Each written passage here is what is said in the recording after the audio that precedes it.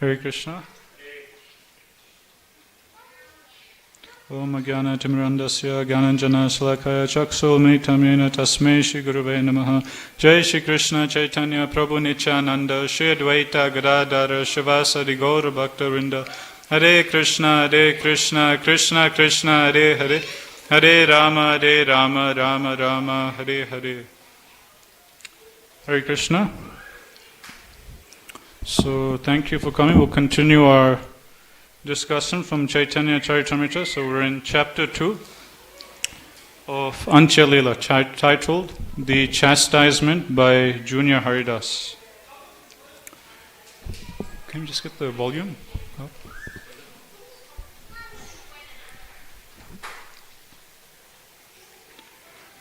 Okay, so this chapter, which talks about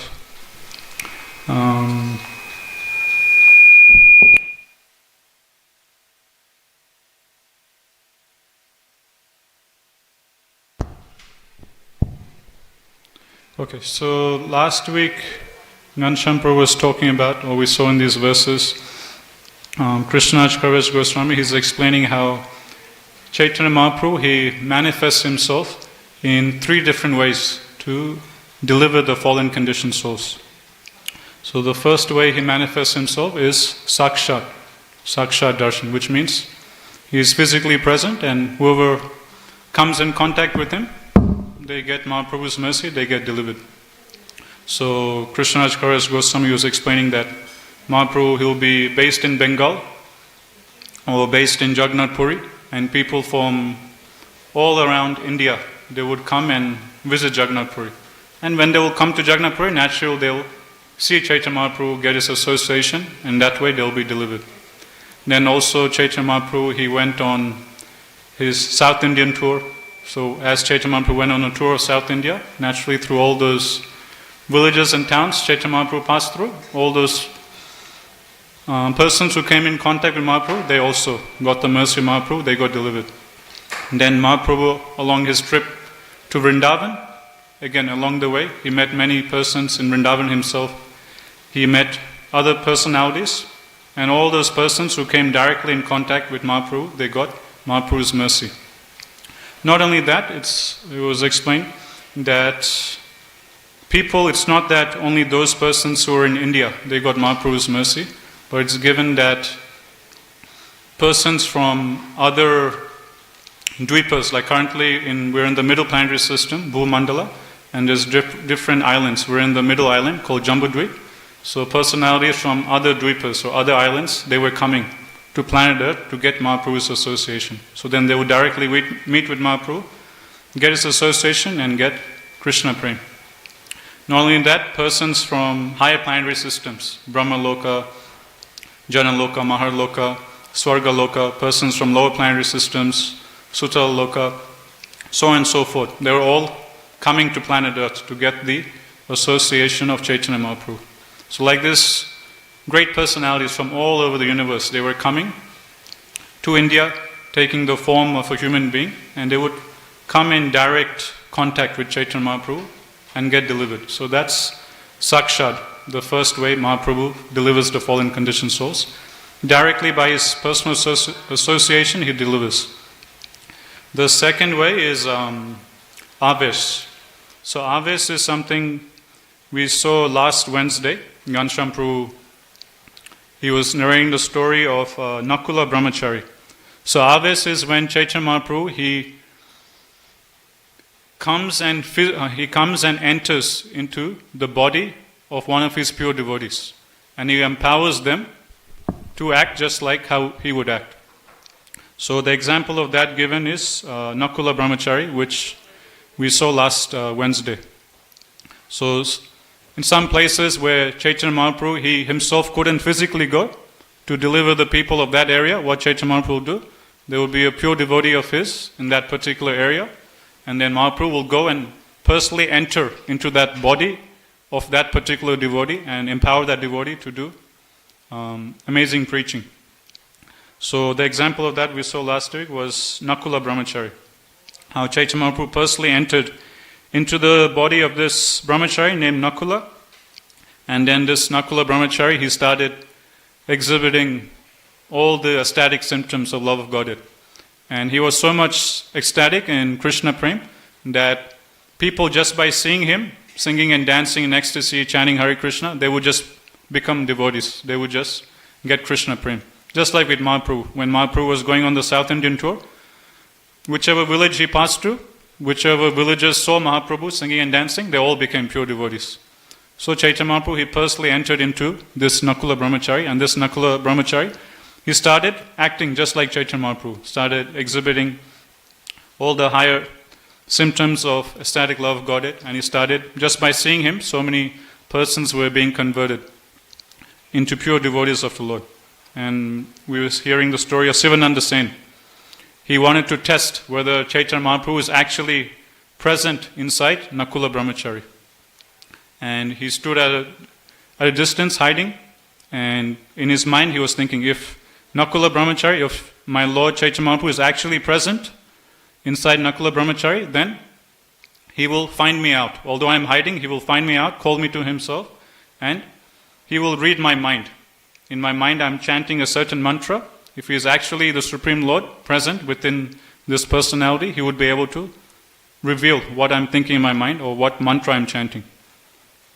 So that's exactly what happens. Sivananda Sen is in hiding. Then Nakula Brahmacari, he immediately tells some of his associates, go to that place. There's one devotee called Sivananda Sen. He's hiding there, bring him to me. Then Sivananda Sen comes, and then Nakula Brahmacari reveals that in your mind you're chanting the Gaur Gopal mantra, the 4-syllable Gaur Gopal mantra, which is Gauranga.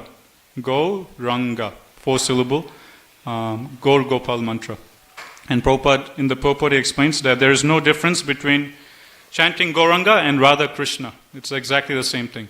Radha Krishna, 4-syllable, Radha Krishna, and then Gauranga, also 4 syllables, Gauranga. So, in this way, Nakula Brahmacari, or Chaitanya Mahaprabhu through Nakula Brahmacari reveals that actually he is directly present inside Nakula Brahmacari. So that's the second way Mahaprabhu delivers the fallen souls. He personally comes and enters into the body of one of his pure devotees. The third way is what we're going to see now, from text 33 onwards. And the third way Mahaprabhu delivers the fallen souls is called Avirbhava. Avirbhava is when Chaitanya Mahaprabhu, being overwhelmed by one of his pure devotees' great love, he personally comes and manifests himself. And there's 4 primary examples of this, which we'll see now. Okay, so this is text 33 of Antya chapter 2. In this way, one should understand the inconceivable potencies of Sri Chaitanya Mahaprabhu. Now please hear how his appearance, Avirbhava, takes place.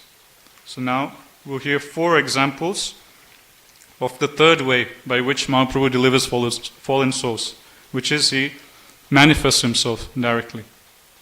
Sri Chaitanya Mahaprabhu always appeared in 4 places.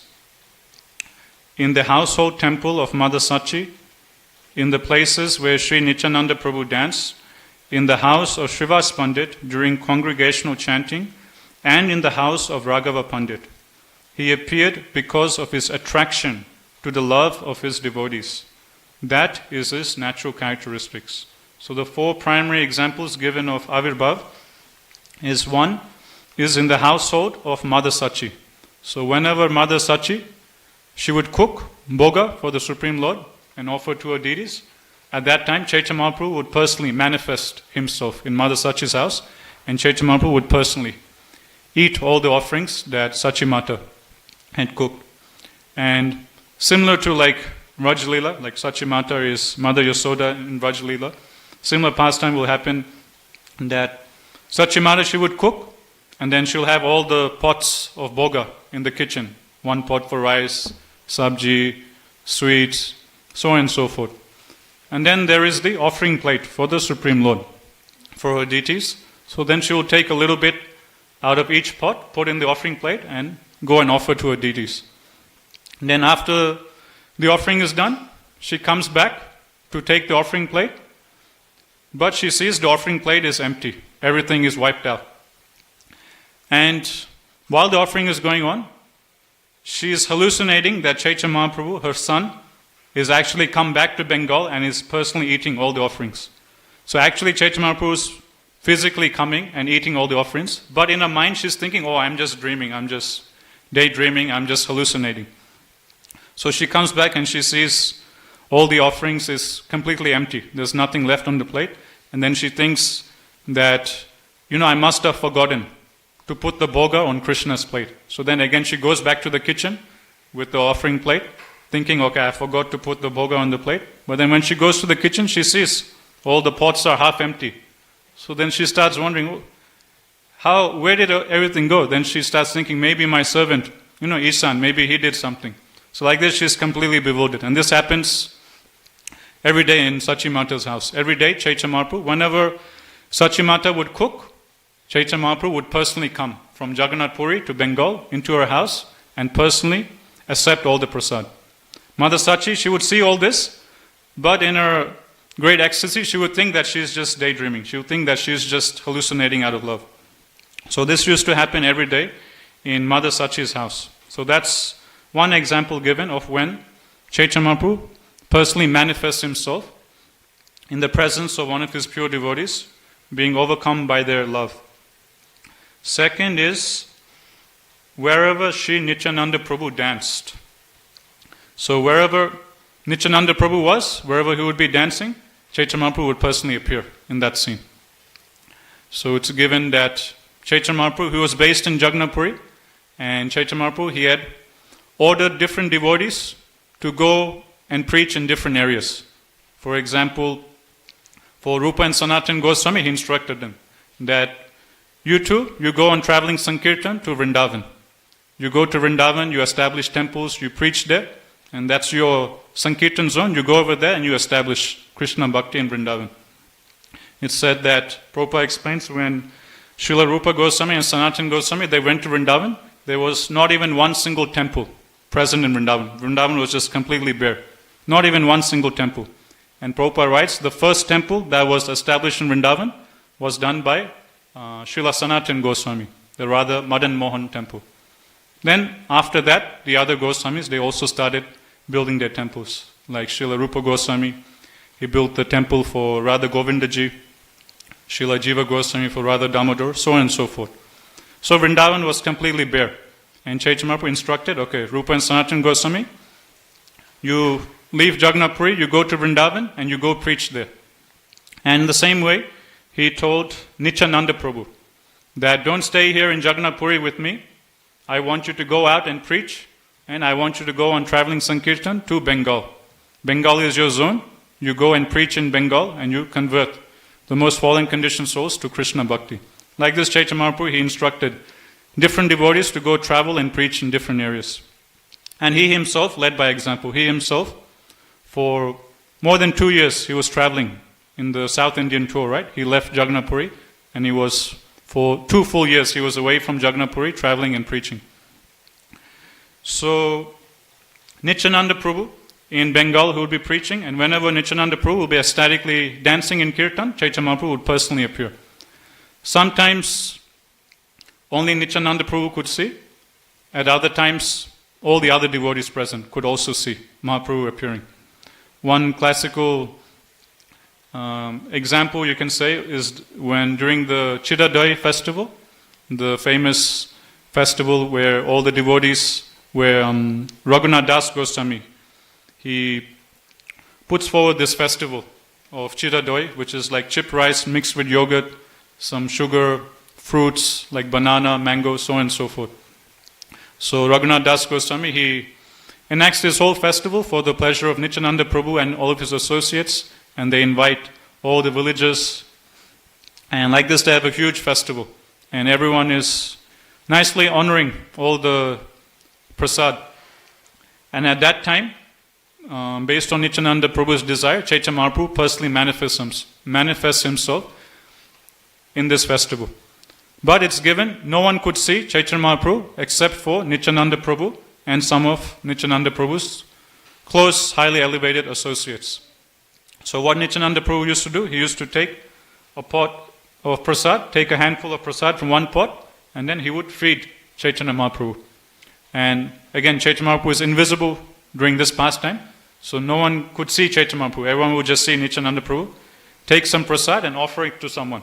And that prasad would just disappear. That's how everyone would see. And then again, Chaitanya Mahaprabhu would take some prasad from a pot and then offer to Nityananda Prabhu. So in this way, the two brothers, they were feeding each other.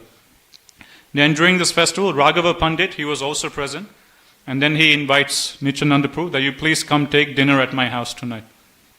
So at night time, Nityananda Prabhu, he comes for dinner at Raghava Pandit's house. And at that time it's given, Nityananda Prabhu, he does a ecstatic kirtan and he's singing and dancing. And then again, as Nityananda Prabhu is dancing, Chaitanya Mahaprabhu, he manifests himself. And then he also starts dancing with Nityananda Prabhu. At this time, the other devotees, they could see Chaitanya Mahaprabhu also manifesting himself along with Nityananda Prabhu. So that's Nityananda Prabhu. That's the second example given. Wherever Nityananda Prabhu danced, Chaitanya Mahaprabhu would personally come and appear. Third is in the house of Srivas Pandit. Whenever there would be any kirtan happening in Srivas Thakur's house, Chaitanya Mahaprabhu would personally come and appear.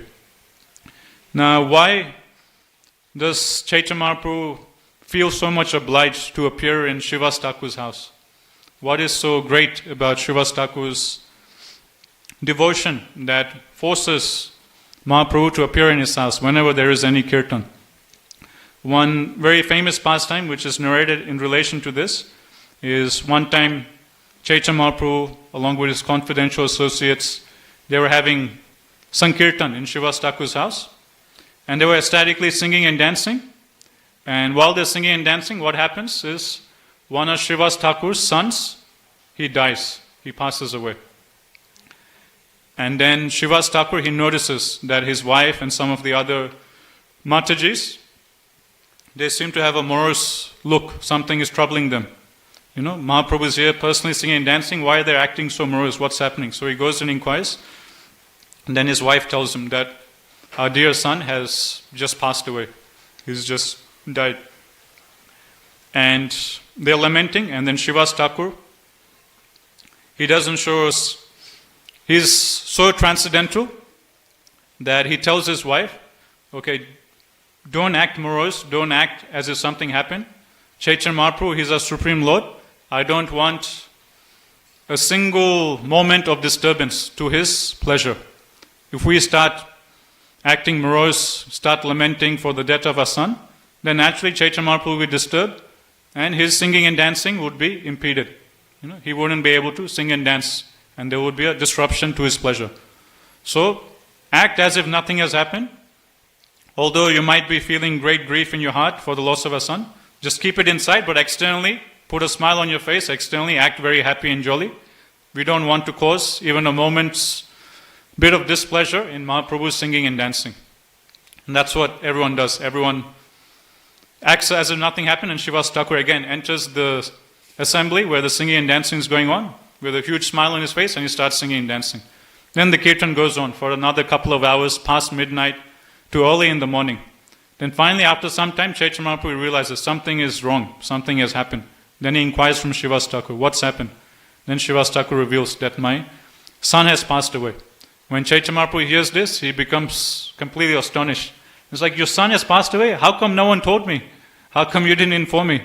All this time for the last 4 or 5 hours we were just singing and dancing, no one said anything. What's happening? And Srivas Thakur reveals that we didn't want to stop your singing and dancing for your pleasure.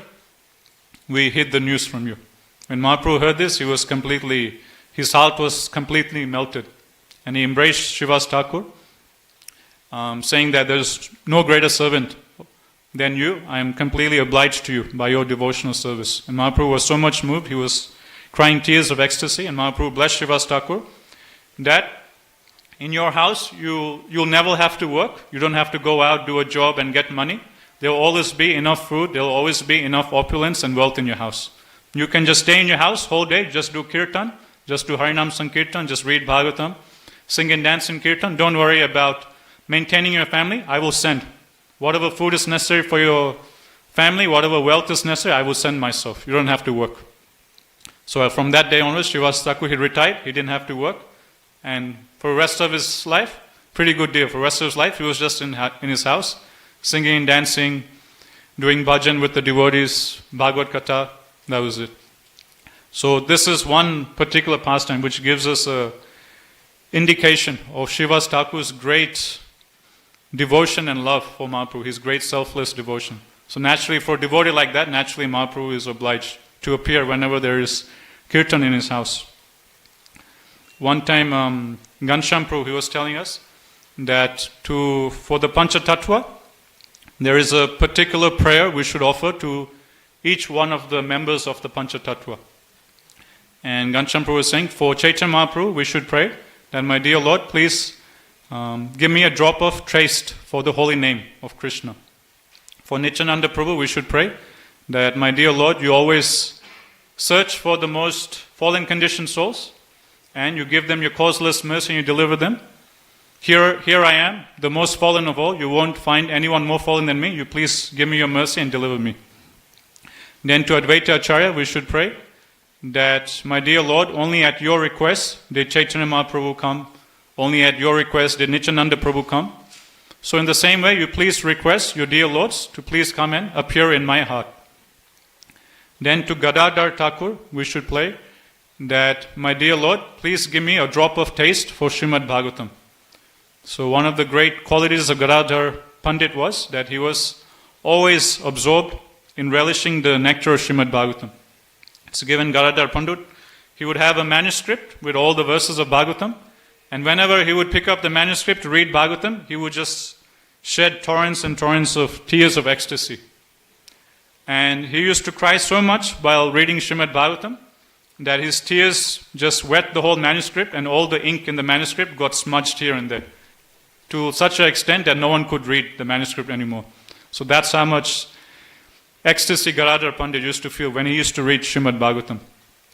So to Gadadhar Pandit we pray, my dear Gadadhar Pandit, please bless me with a drop of taste for Srimad Bhagavatam. Then to Srivas Thakur, we should pray, my dear Srivas Thakur, please give me a drop of faith that you had in Lord Chaitanya Mahaprabhu, that you had in Lord Gauranga. So these are 5 specific prayers we're recommended to offer to the different members of the Pancha Tatwa. So that's Srivas Thakur, and the last is Raghava Pundit. So Raghava Pundit is another example. Whenever Raghava Pundit used to cook, just like Sachimata, whenever Sachimata used to cook, Chaitanya Mahaprabhu would personally come and personally eat all the offerings himself. Same way with Raghava Pundit. Whenever Raghava Pundit would cook, Chaitanya Mahaprabhu used to personally come and eat all the offerings physically by himself. Again, the question is why? Why is Raghava Pundit so special? So, a little indication is given in CC. There's a few pastimes. One pastime is that it's given in CC that Raghava Pundit, his mood was, he wanted to offer the best of everything to the Supreme Lord. And just to offer the best of everything to the Supreme Lord, he would go to any extent. It's given that Raghava Pundit, he had a huge garden with hundreds and hundreds of trees, full of coconuts and lots of other fruits and veggies. But although in his backyard he had hundreds of trees of coconuts, other fruits and vegetables, when it would be time to cook for the Lord, he wouldn't go and pick what's in his backyard. Instead, he would travel many, many dozens of miles to some other village in the distance where some higher quality fruits were available. He would travel that big distance, collect higher quality fruits, and then come back and then do the offering for the Supreme Lord. And it's given in CC, not only would he travel dozens of miles, in those days they didn't have cars. Generally they would just walk. So to walk such a big distance would take, at least a few hours. But he would take that austerity because his conscience was, he is the Supreme Lord. We have to offer the Supreme Lord the best of everything. Yes, in my backyard I have many coconuts, hundreds of coconut trees. But I heard that some far distance away in one village, they have very high quality coconuts. And I want to offer the best of everything to my Supreme Lord. Never mind, I have to walk for an hour or two. I will go all the way to that village. I will collect those high quality coconuts. I will bring back for the Lord. Not only would he travel so far, but the price of these fruits would be tenfold more. It would be given like the price would be something like 5 times or 10 times more. But still, he wouldn't hesitate. He would pay 10 times the price and buy these high quality fruits. It's just like for our offering for Shri Shri Radha Gopinath, let's say we have a Woolworths nearby. We can just go to Neutral Bay or Crow's Nest, buy some fruits and veggies and cook Shri Shri Radha Gopinath's Rajbhog. So that's the easy option. But let's say if we find out that somewhere in Parramatta or Blacktown, there is one fruit and vegetable shop which gives very high quality fruits and veggies. But the price is 10 times the more. Here for Bhoga shopping, you'll spend $50. If you go there to Blacktown, you'll spend $500. But Raghava Pundit, he was such a devotee, he would travel all the way to Blacktown. He would spend an hour or two traveling and then hour or two traveling back. He would pay 10 times the price just to attain the highest quality foodstuffs for his dear Lord. And then he was so strict in his standard of offering that one time his servant was carrying coconut to be offered to the Lord. And as the servant is carrying the boga coconut, he is going through the door and he just puts his hand on top of the ceiling, the door frame. Right? So we have a temple door and there's the door frame. The servant in one hand is carrying the coconut, in the other hand he just touches the top frame of the door. Then with the same hand he holds the coconut again. When Raghava Pundit he sees this, he immediately chastises his servant and he tells him, throw this coconut away. This coconut is now unfit to be offered to the Lord. Why is it unfit? What did he do wrong? Then Prabhupada in the purport he explains that Raghava Pundit, he was like so, his mood of devotion was so high, he was so strict in his service to the Lord, that he was thinking that as devotees, they walk through the door, they walk through the room, what happens? The dust from the floor, it slowly rises up. India is a bit dusty, dust is always rising. So as devotees are going in and out of the room, the dust from the floor is rising up. And as the dust rises up, where does it go? It will slowly go up and touch the ceiling. And my servant, he put his hand on the ceiling where all the dust from the floor is. And then using that same dust, he touched the coconut. Then how can I offer that coconut to my Lord? Now this coconut is muchi. All the dust from, all the people is now on that coconut. Now this coconut is unfit to be offered to the Supreme Lord. So this is how, detailed Raghava Pundit was. This is how strict he was in his offering to the Supreme Lord. So due to reasons like this, it's given that Mahaprabhu, seeing Raghava Pandit's such strict love for him, Prabhupada used to say that attention to detail is a sign of love. So we can see that with Raghava Pundit. So because of this, Chaitanya Mahaprabhu, he was forced to appear whenever Raghava Pundit used to cook. Mahaprabhu would personally come and eat all the offerings himself. So these are 4 primary examples given of Avirbhav. But now we're going to hear about a 5th example, which is that of Nashimananda Brahmacari. Text 36. Sri Chaitanya Mahaprabhu appeared before Nashimananda Brahmacari and ate his offerings. Please hear about this with attention. Shivananda Sain had a nephew named Shrikant Sain, who by the grace of Sri Chaitanya Mahaprabhu was extremely fortunate. So a couple of months ago, Kamsari Prabhu's brother, Nandan Prabhu, he got initiated and he got the name Shrikant Sain. So for those of you wondering where Shrikant Sain comes, it's from this section. Shrikant Sain is the nephew of Shivananda Sain. One year, Shrikant Sain came alone to Jagannath Puri in great eagerness to see the Lord. Seeing Shrikant Sain, Sri Chaitanya Mahaprabhu bestowed causeless mercy upon him. Shrikant Sain stayed near Sri Chaitanya Mahaprabhu for about 2 months at Jagannath Puri. When he was about to return to Bengal, the Lord told him, "Forbid the devotees of Bengal to come to Jagannath Puri this year. This year I shall personally go to Bengal and meet all the devotees there, headed by Advaita Acharya. Please inform Shivananda Sain that in the month of Posa, December to January, I shall certainly go to his house or to his home."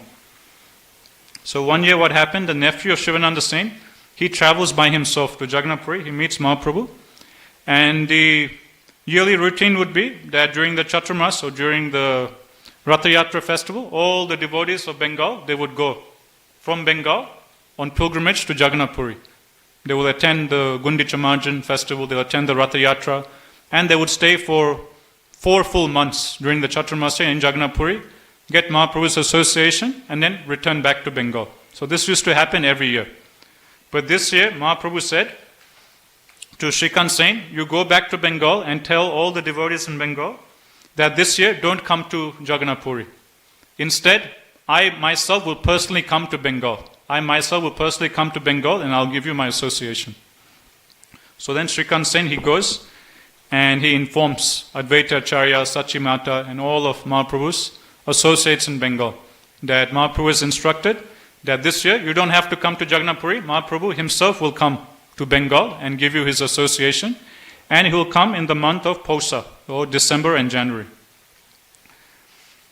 Text 43. Jagadananda is there, and he will give me offerings of food. Inform them all that no one should come to Jagannath Puri this year. When Shrikant Sen returned to Bengal and delivered this message, the minds of all the devotees were very pleased.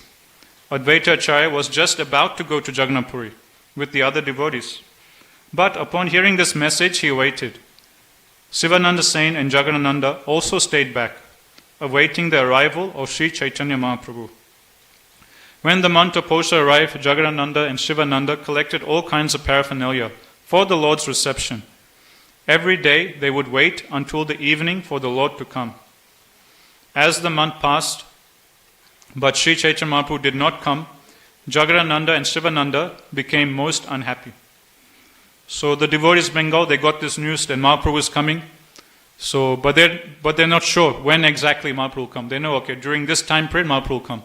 So every day what they used to do, they used to have all the articles for reception ready.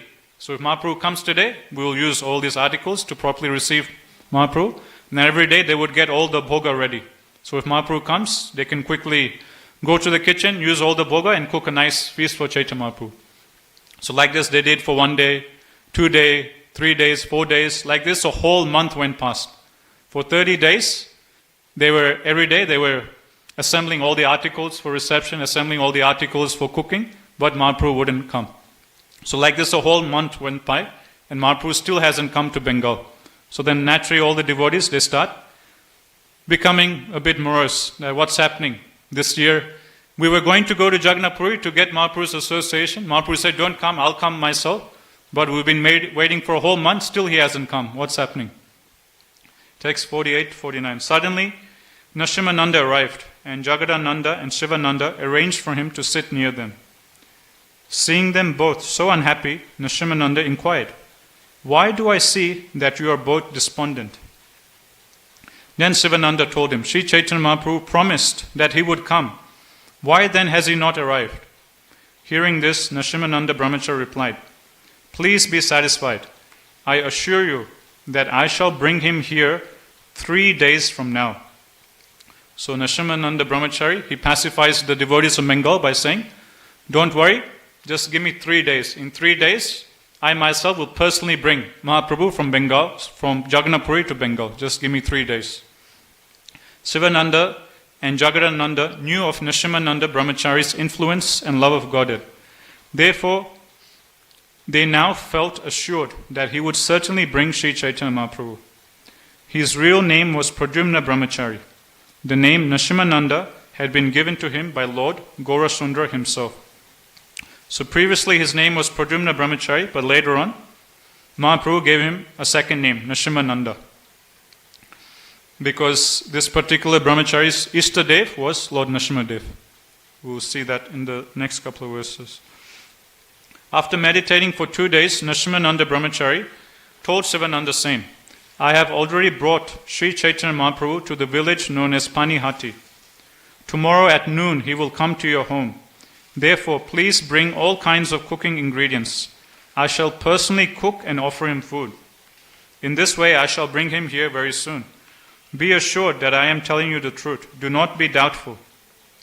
Bring all the ingredients very soon, for I want to begin cooking immediately. Please do what I say. Nashimananda Brahmacari said to Sivananda, please bring whatever cooking ingredients I want. Thus Sivananda immediately brought whatever he asked for. Beginning early in the morning, Nashimananda Brahmacari cooked many varieties of food, including vegetables, cakes, sweet rice and other preparations.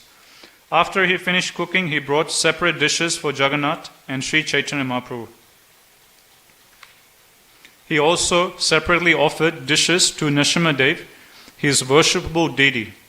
Thus he divided all the food into 3 offerings. Then outside the temple, he began to meditate upon the Lord. So Nrsimhananda Brahmachari, he tells Sivananda Sen that tomorrow at noon, Chaitanya Mahaprabhu is going to come. Don't doubt me, be assured, Chaitanya Mahaprabhu is going to come.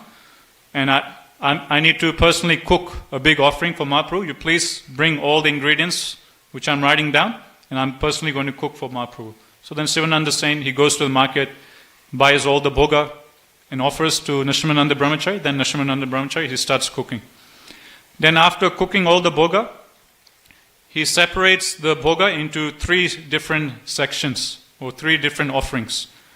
One offering he wants to offer to his worshipful deity Lord Jagannath, his worshipful deity Nrsimhadev, one offering for Lord Jagannath, and one offering for Chaitanya Mahaprabhu himself. So like this, the bhoga offering he divides into 3 sections.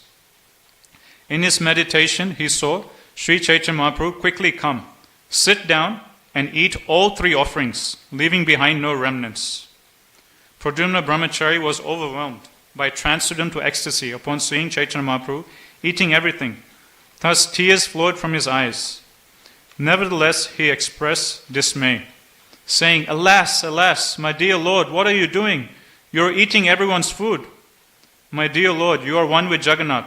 Therefore, I have no objection to your eating his offering. But why are you touching the offering for Lord Nrsimhadev? I think that Nrsimhadev could not eat anything today.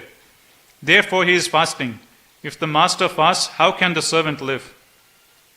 So as Nrsimhananda Brahmachari is meditating, he sees Chaitanya Mahaprabhu personally come, not only eat his own offering, but he's seeing Chaitanya Mahaprabhu personally come and eat all of Lord Jagannath's offering, and he's also seeing Chaitanya Mahaprabhu coming and eating all of Nrsimhadev's offering. And when he sees this, in his ecstasy, he starts saying, "Alas, alas, my dear Lord, what are you doing? How can you eat the offering of Lord Jagannath, and how can you eat the offering of my worshipable deity, Nrsimhadev? Okay, I can understand that you and Lord Jagannath are non-different, you and Lord Jagannath are the same. But how can you eat Nrsimhadev's offering? Nrsimhadev is my master, I am his servant. Now Nrsimhadev, he has to fast for a whole day. And because my Lord is fasting, I also have to fast for the rest of the day." So like this, in his ecstasy, he is speaking to Chaitanya Mahaprabhu. Although Nrsimha Brahmachari felt great jubilation within his heart to see Sri Chaitanya Mahaprabhu eating everything, for the sake of Lord Nrsimhadev, he externally expressed disappointment. Sri Chaitanya Mahaprabhu is the Supreme Personality Godhead himself. Therefore, there is no difference between him, Lord Jagannath, and Lord Nrsimhadev. Pradyumna Brahmachari was deeply eager to understand this fact. Therefore, Sri Chaitanya Mahaprabhu revealed it to him by a practical demonstration. So this is one thought that Pradyumna Brahmachari had. He was thinking that he wasn't sure, he wanted confirmation that his worshipable deity, Lord Nrsimhadev, is none other than Chaitanya Mahaprabhu. So then Krishnaraj Kaviraj Goswami is explaining that Chaitanya Mahaprabhu, he enacts this pastime to reveal to his dear devotee, Nrsimhananda Brahmachari, that yes, that same Lord Nrsimhadev you're worshipping, that's none other than me. I am that same Nrsimhadev, and Lord Jagannath is also me. There's no difference between the 3 of us. Pradyumna Brahmachari was deeply eager to understand this fact. Therefore, Sri Chaitanya Mahaprabhu revealed it to him by a practical demonstration. After eating all the offerings, Sri Chaitanya Mahaprabhu started for Panihati. There he was greatly satisfied to see the different varieties of vegetables prepared in the house of Raghava. Shivananda said to Nrsimhananda, "Why are you expressing dismay?" Nrsimhananda replied, "Just see the behavior of your Lord Sri Chaitanya Mahaprabhu. He alone has eaten the offerings for all 3 deities. Because of this, both Lord Jagannath and Nrsimhadev remained fasting." When Shivananda Sen heard the statement, he was unsure whether Nrsimhananda Brahmachari was speaking that way because of ecstatic love or because it was actually a fact. So Shivananda Sen, he was a bit unsure that whether did this actually happen, did Chaitanya Mahaprabhu actually come, or whether just out of ecstasy he's just imagining this. When Shivananda Sain was thus perplexed, Nishimananda Brahmachari said to him, "Bring more food. Let me cook again for Lord Nishimadev." Then Shivananda Sain again brought the ingredients with which to cook, and Pradyumna Brahmachari again cooked and offered the food to Nishimadev. The next year, Shivananda went to Jagannath Puri with all the other devotees to see the lotus feet of Sri Chaitanya Mahaprabhu. One day in the presence of all the devotees, the Lord raised these topics concerning Nishimananda Brahmachari and praised his transcendental qualities. The Lord said, "Last year in the month of Posha, when Nishimananda gave me varieties of sweetmeats and vegetables to eat, they were so good that I felt I had never before eaten such preparations." Hearing this, all the devotees were struck with wonder, and Shivananda became confident that the incident was true. In this way, Sri Chaitanya Mahaprabhu used to eat at the temple of Sachimata every day and also visit the house of Srivas Thakur when kirtan was performed. Similarly, he was always present when Nityananda Prabhu danced, and he regularly appeared at the house of Raghava. So, again, Krishnadas Kaviraj Goswami, he's summarizing. So, 4 places where Mahaprabhu used to personally manifest himself. It's easy to remember. 2 of them are to do with kirtan, and 2 of them are to do with prasad. Okay, so the 2 to do with prasad is Sachimata's house, whenever Sachimata used to cook, or whenever Raghava Pundit used to cook, Mahaprabhu would personally come and eat all the offerings. And the two examples given in relation to kirtan is that of Nityananda Prabhu and Srivas Thakur. Whenever Srivas Thakur would do kirtan, Mahaprabhu would come. Whenever Nityananda Prabhu would dance in kirtan, Mahaprabhu would come. So 2 of them are to do with kirtan, and the other 2 to do with prasad. Text 81. Lord Gaurachandra is greatly influenced by the love of his devotees. Therefore, wherever there is such pure devotion to the Lord himself, subdued by such love, appears and his devotees see him. Influenced by the loving affairs of Sivananda Sain, Sri Chaitanya Mahaprabhu came again and again. Therefore, who can estimate the limits of his love? Thus I have described the appearance of Sri Chaitanya Mahaprabhu. Anyone who hears about these incidents can understand the transcendental opulence of the Lord. At Jagannath Puri, in the association of Sri Chaitanya Mahaprabhu, lived Bhagavan Acharya, who was certainly a gentleman, a learned scholar, and a great devotee. So now we're going to a different pastime. So now we're going to hear about a devotee of Mahaprabhu in Jagannath Puri named Bhagavan Acharya. He was fully absorbed in thoughts of fraternal relationships with God. He was an incarnation of a cowherd boy, and thus his dealings with Swarup Damodar Goswami were very friendly. He sought the shelter of Sri Chaitanya Mahaprabhu's lotus feet with full surrender. Sometimes he would invite the Lord to dine at his home. Bhagavan Acharya prepared varieties of rice and vegetables at home and brought the Lord there alone to eat. I'll read the purport. Generally, those who invited Sri Chaitanya Mahaprabhu for dinner used to offer him the remnants of food that had first been offered to Lord Jagannath. Bhagavan Acharya, however, instead of giving him the remnants of Lord Jagannath's food, prepared dinner at his home. In Orissa, food offered to Lord Jagannath is called prasadi, and that which is not offered to Lord Jagannath is known as amani or ghara bhata, rice prepared at home.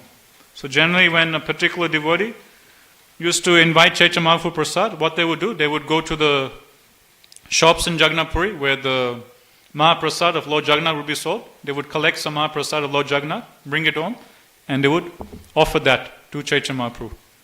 But in this case, Bhagavan Acharya, he personally himself cooked for Chaitanya Mahaprabhu and offered that to Mahaprabhu. Text 88. Bhagavan Acharya's father, whose name was Satananda Khan, was an expert statesman, whereas Bhagavan Acharya was not at all interested in the management of the state. Indeed, he was almost in the renounced order of life. Bhagavan Acharya's brother, whose name was Gopal Bhattacharya, had studied Vedanta philosophy at Benares and had then returned to Bhagavan Acharya's home. Purport. During those days and also at the present, Vedanta philosophy is understood through the commentary of Sankaracharya, which is known as Sariraka Bhashya. Thus it appears that Gopal Bhattacharya, the younger brother of Bhagavan Acharya, had studied Vedanta according to the way of the Sariraka Bhashya, which expounds the Mayavadi philosophy of the impersonalists. So although Bhagavan Acharya, he was a great devotee of Lord, although he was one of the Gopas from Goloka Vrindavan, participating in Mahaprabhu's pastimes, his brother was studying Vedanta philosophy under Mayavadis. Text 90. Bhagavan Acharya took his brother to meet Sri Chaitanya Mahaprabhu, but the Lord, knowing that Gopal Bhattacharya was a Mayavadi philosopher, could not get much happiness from meeting him. Sri Chaitanya Mahaprabhu derives no happiness from meeting one who is not a pure devotee of Krishna. Thus, because Gopal Bhattacharya was a Mayavadi scholar, the Lord felt no jubilation in meeting him.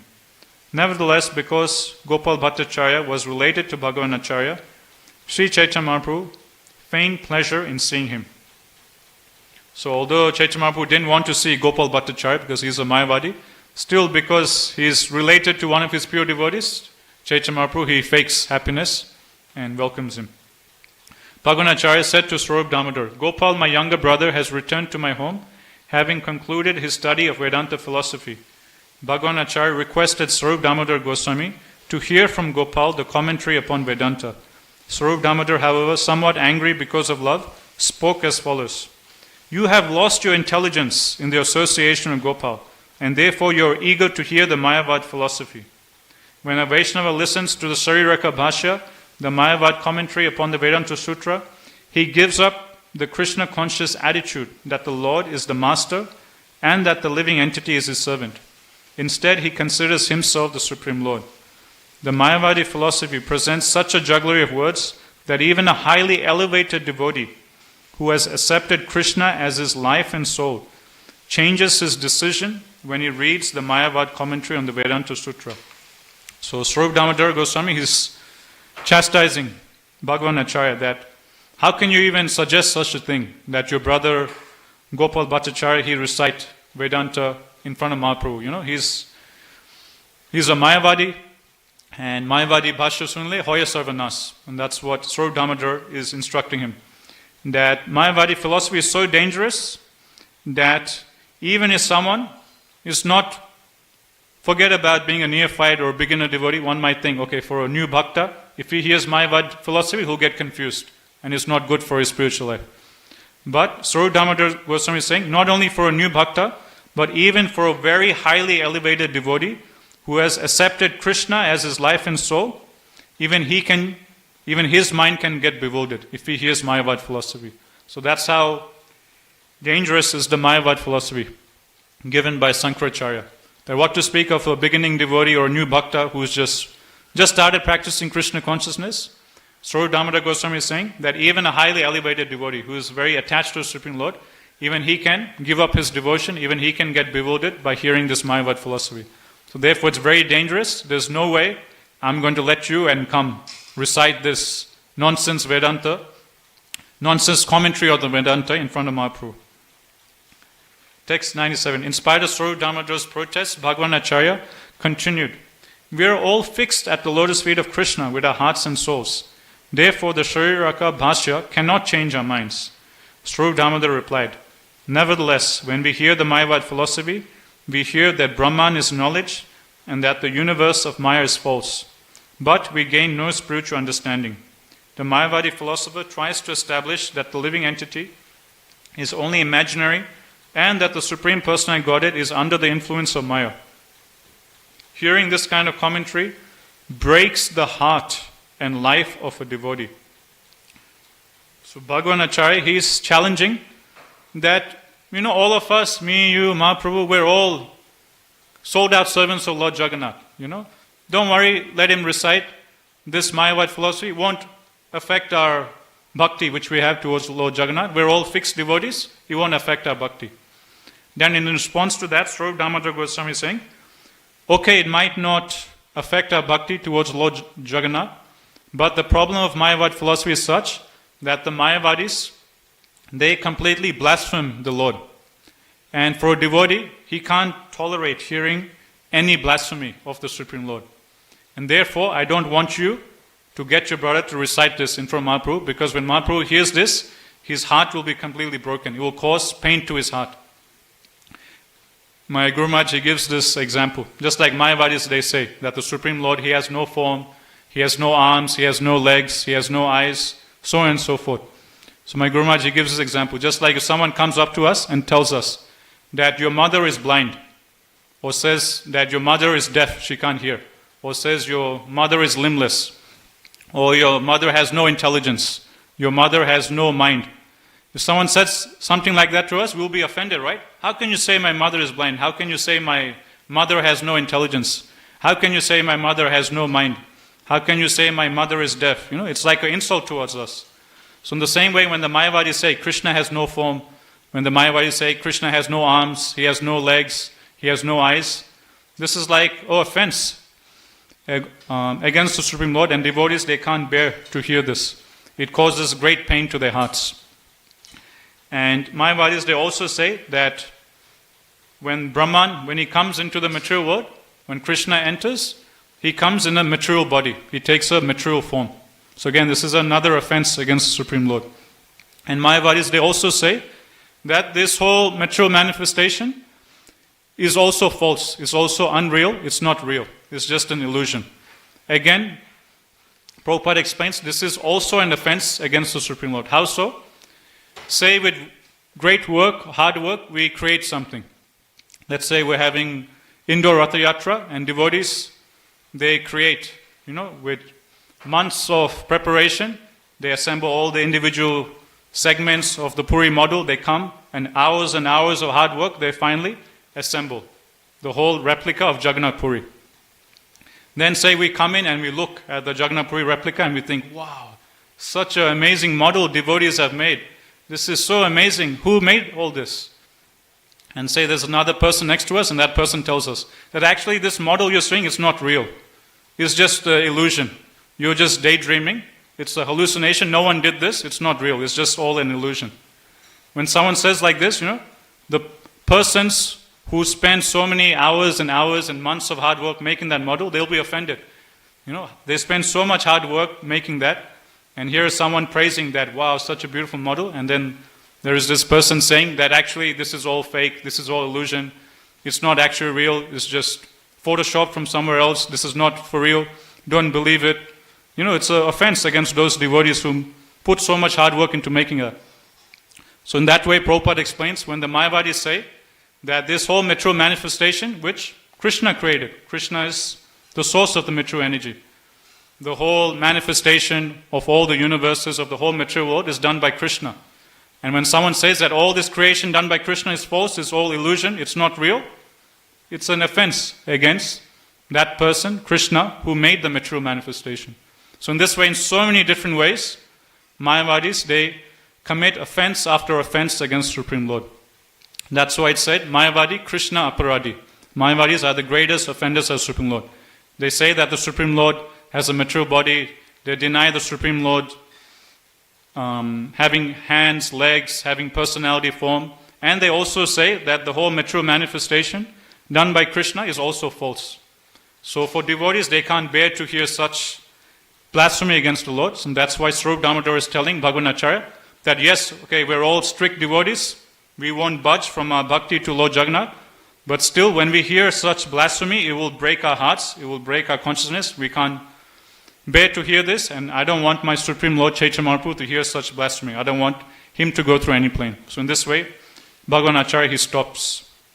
Swarup Damodar, he stops Bhagavan Acharya. Thus Bhagavan Acharya, greatly ashamed. So after hearing this, then now Bhagavan Acharya, he feels very ashamed of having even requested such a thing. Thus Bhagavan Acharya, greatly ashamed and fearful, remains silent. The next day he asked Gopal Bhattacharya to return to his own district. Okay, it's 8:30, we'll stop here. Yeah.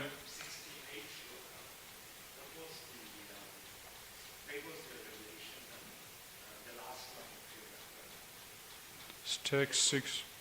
Brahmacari was deeply eager to understand this fact. Therefore, Sri Chaitanya Mahaprabhu revealed it to him, a practical demonstration. Okay. Text 68, Pradyumna Brahmacari was deeply eager to understand this fact. Therefore, Sri Chaitanya Mahaprabhu revealed to him by a practical demonstration. That's when he sees in his meditation Chaitanya Mahaprabhu is coming and eating all three of the offerings. So that is the revelation. Because Nrsimhananda Brahmacari in the previous text, text 67, it said, Sri Chaitanya Mahaprabhu is the Supreme Personality Godhead himself. There is no difference between him, Lord Jagannath, and Lord Nrsimhadev. So to reveal this to his devotee, Nrsimhananda Brahmacari, Chaitanya Mahaprabhu personally comes and eats all three of the offerings. He eats the offering of Lord Jagannath, he eats the offering of Nrsimhadev, and he eats his own offering to show that actually he is Jagannath and he is also Nrsimhadev. So that's the revelation. Okay. Yes.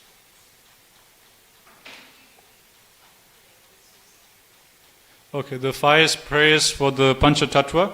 So to Chaitanya Mahaprabhu we beg, my dear Lord, please give me a drop of taste for the holy name. To Nityananda Prabhu we pray, my dear Lord, you always search for the most fallen conditioned souls, like Jagai Madai, and you give them your causeless mercy. Here am I, the most fallen of all. You won't find anyone more fallen than me, so you please bless me with your mercy and you please deliver me.